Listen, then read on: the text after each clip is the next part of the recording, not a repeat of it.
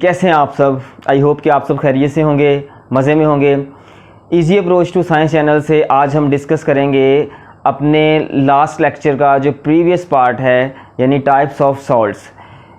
First lecture में हमने salts की 3 टाइप्स कर ली थी और डिटेल के साथ कर ली थी। उसमें हमने सबसे पहले नॉर्मल सॉल्ट्स पढ़ा, नॉर्मल सॉल्ट्स किस तरह प्रिपेयर किया जाता है, उसके सारे रिएक्शंस हमने देखे। उसके अलावा फिर हमने एसिडिक सॉल्ट्स देखा, एसिडिक सॉल्ट्स की हमने डेफिनेशन देखी और उसके जो रिएक्शंस हैं उनको भी हमने यहाँ पे डीपली डील किया।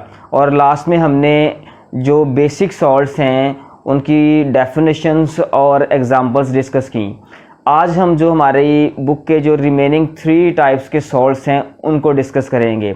जी हाँ, आज हम डिस्कस करेंगे सबसे पहले डबल सॉल्ट्स को, कि डबल सॉल्ट्स क्या होते हैं। फिर हम देखेंगे मिक्स्ड सॉल्ट्स, मिक्स सॉल्ट्स क्या होते हैं। और लास्ट में हम देखेंगे जो हमारा है कॉम्प्लेक्स सॉल्ट्स, ये क्या होते हैं और कैसे बनते हैं। ये सारी चीज़ें हम आज की वीडियो में डिस्कस करेंगे। इससे पहले अगर आपने अभी तक हमारा चैनल सब्सक्राइब नहीं किया तो चैनल सब्सक्राइब कीजिए, बेल आइकन को प्रेस कीजिए और वीडियो को ज़्यादा से ज़्यादा लाइक और शेयर कीजिए। तो जी अभी हम शुरू करते हैं अपना आज का जो टॉपिक है बाकायदा, यानी डबल सॉल्ट से हम शुरू कर लेते हैं। डबल सॉल्ट्स, फिर मिक्स सॉल्ट, फिर ऑनवर्ड हम चलेंगे। तो सबसे पहले हम स्टार्ट करते हैं डबल सॉल्ट से। डबल सॉल्ट्स क्या होता है, पहले मैं यहाँ पे कुछ सॉल्ट्स लिखता हूँ, उन सॉल्ट्स को हम लेके आगे चलेंगे, फिर मैं आपको इससे रिलेटेड जो ज़रूरी बातें हैं वो बताऊँगा। तो सबसे पहले जी आपने एक बहुत फेमस नाम सुना होगा, मोहर सॉल्ट। मोहर सॉल्ट्स, मोहर सॉल्ट्स क्या होता है जी, इसका मैं फॉर्मूला लिखता हूं यहाँ पे। मोहर सॉल्ट कहते हैं आयरन सल्फेट और साथ में होता है जी अमोनियम सल्फेट और साथ में होता है जी हेक्सा हाइड्रा, यानी 6 वाटर मॉलिक्यूल। ये चीज़ आपने याद रखनी, ये इसका फॉर्मूला है जी सारा, ठीक है, मोहर सॉल्ट का। ठीक है, और सॉल्ट देख लेते हैं जी। हमारे पास है पोटाश एलम, ठीक है, ये भी आपने अक्सर इसका नाम सुना होगा, पोटाश एलम। फॉर्मूला लिख लेते हैं हम, K2SO4 एल्यूमिनियम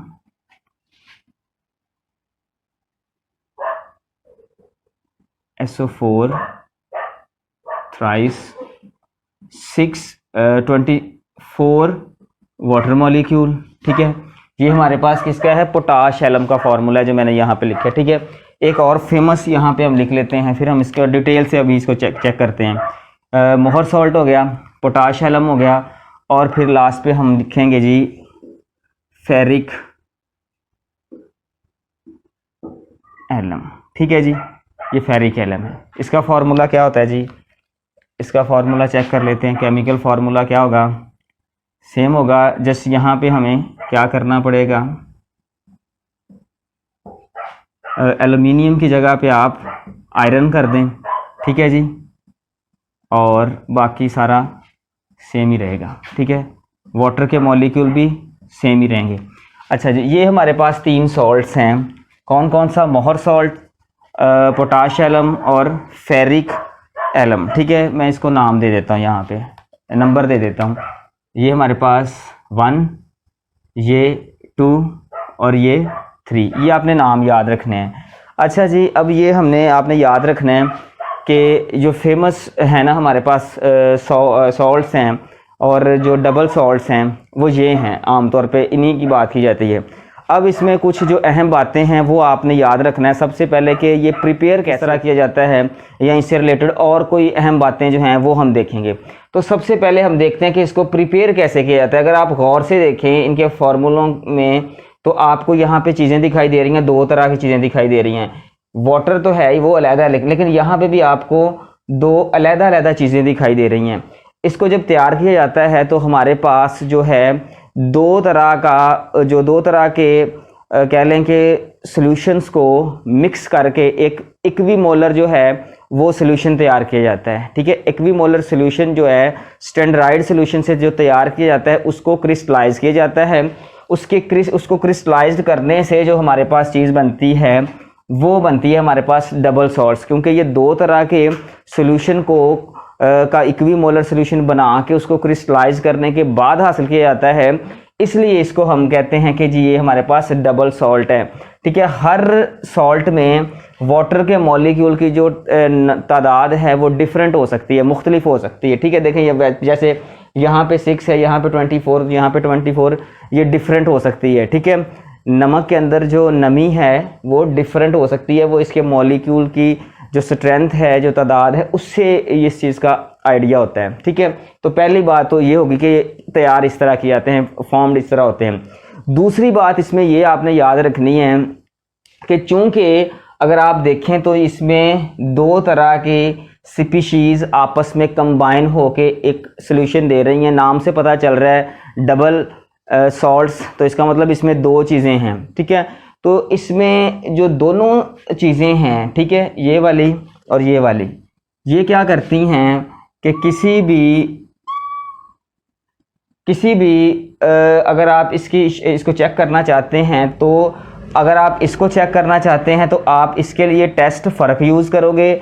अगर आप इसको आइडेंटिफाई करना चाहते हो तो इसके लिए आपको कोई और टेस्ट लगाना पड़ेगा, यानी कि इनको आइडेंटिफाई करने के लिए इनके रिस्पेक्टिव टेस्ट जो हैं वो यूज़ किए जाते हैं। अपने रिस्पेक्टिव टेस्ट से जो है इनकी आइडेंटिफिकेशन होती है पहले नंबर पे। तो ठीक है, दूसरे नंबर पे ये है, इसकी आपने जो बात याद रखनी है वो ये है कि जो डबल सॉल्ट्स होते हैं इनके अंदर जो पाए जाने वाले कंपोनेंट्स हैं, यानी ये इसके दो कंपोनेंट्स हैं, ये कंपोनेंट्स जो हैं अपनी प्रॉपर्टीज़ को रिटेन रखते हैं।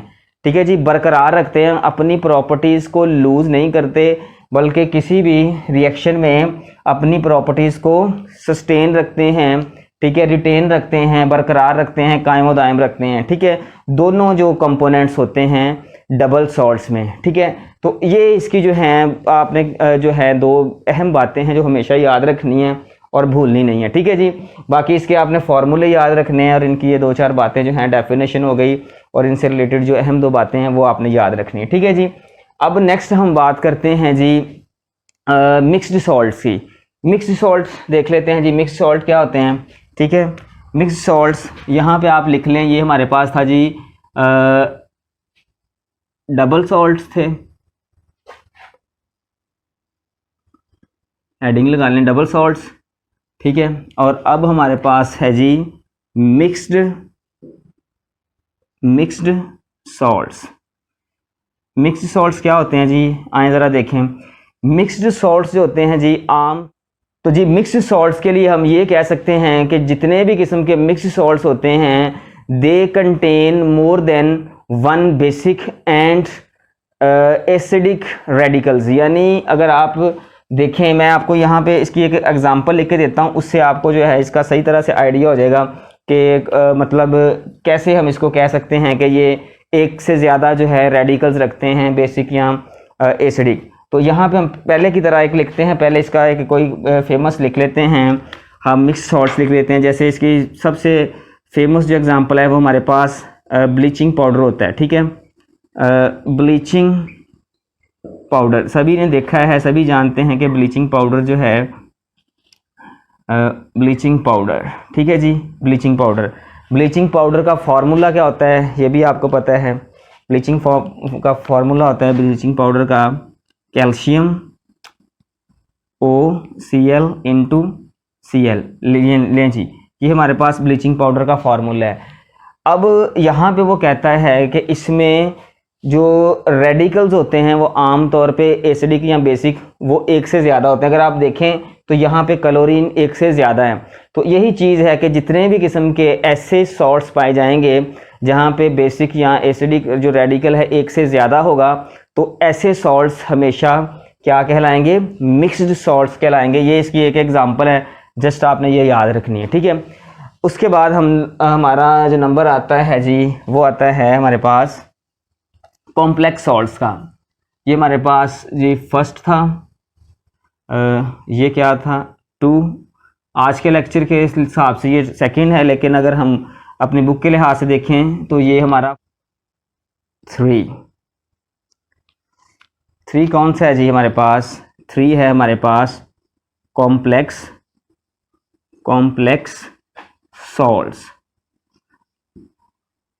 कॉम्प्लेक्स सॉल्ट्स क्या होते हैं जी? नाम से पता चल रहा है कि इनमें कॉम्प्लेक्सिटी पाई जाएगी, इनमें पेचीदगी पाई जाती है, यानी कि ऐसे सॉल्ट्स जो बहुत सारे आयंस और कैटायन से मिलके बनते हैं, ठीक है, उनको हम कॉम्प्लेक्स सॉल्ट्स कहते हैं। कॉम्प्लेक्स सॉल्ट्स में सबसे समझने वाली बात यह है कि इसमें एक मेटल होती है और मेटल के साथ ही एक कैटायन और एक एनायन जो है वो लगा होता है और एक दरमियान में मेटल होती है। तो इस वजह से हम इसको कॉम्प्लेक्स सॉल्ट्स कहते हैं, क्योंकि इनकी जो साख्त है या इनका जो स्ट्रक्चर है वो बड़ा पेचीदा होता है, उसमें कॉम्प्लेक्सिटी पाई जाती है, इस वजह से हम उसको कहते हैं कॉम्प्लेक्स सॉल्ट्स। ठीक है, इसकी कोई चंद एक एग्जांपल्स जो हैं वो आप समझ लें, एग्जांपल से आपको आइडिया हो जाएगा। ठीक है, एक इसकी बहुत जो फेमस एग्जांपल्स अक्सर दी जाती है उसको हम कहते हैं पोटाशियम फेरोसायनाइड। पोटाशियम फेरोसायनाइड क्या होता है, इसको आए ज़रा समझते हैं।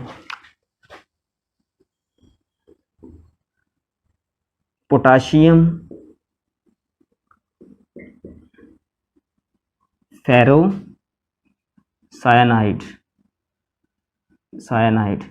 पोटाशियम फेरोसायनाइड, इसका फार्मूला, केमिकल फार्मूला क्या हो सकता है ये देखें ज़रा। ये आएगा हमारे पास पोटाशियम 4, यहाँ पे आयरन, ठीक है जी, यहाँ पे CN6, ये हमारे पास आ गया जी पोटाशियम फेरोसायनाइड का फार्मूला। अच्छा जी, अब देखें इसमें क्या चीज़ है जो मैंने आपको बात बताई है, कॉम्प्लेक्स क्यों है। एक तो इसमें मेटल हमें दिखाई दे रहा है, ये देखें आयरन का मेटल है यहाँ पे, और साथ में हमें ये एक एनायन भी दिखाई दे रहा है। यहाँ पे ये हमारे पास एक जो है पॉजिटिव आयन या कैटायन भी दिखाई दे रहा है। इसको अगर हम इसको मतलब करके देखें, इसको आयनाइज करके देखें तो ये इस तरह बनेगा, इसका कुछ सिस्टम होगा। ये देखें इसमें जो हमारे पास आयरन पोटाशियम है उसने 4 कैटायन बना देने, और हमारे पास जो ये है, ठीक है, CN, ठीक है, इसके ऊपर -4 आएगा, जबकि ये हमारे पास जो मेटल है वो आप यहाँ पे लिख सकते हैं, ये न्यूट्रल फॉर्म में है। ठीक है, ये वाला। अब देखें इसका अगर आप स्ट्रक्चर देखें तो एक बहुत कॉम्प्लेक्स स्ट्रक्चर हमें लग रहा है, इस वजह से हम इसको कहते हैं कि ये कॉम्प्लेक्स सॉल्ट्स हैं। इस तरह की बेशुमार एग्जांपल्स हैं आपकी बुक में, आप वहाँ से इसको रीड आउट करें और जो है आप इसको याद करें। ठीक है, ये आपके जी आज जो हमारा टॉपिक चल रहा था प्रीवियस, उसका बकिया हिस्सा था, तो वो हमारा कंप्लीट हो गया।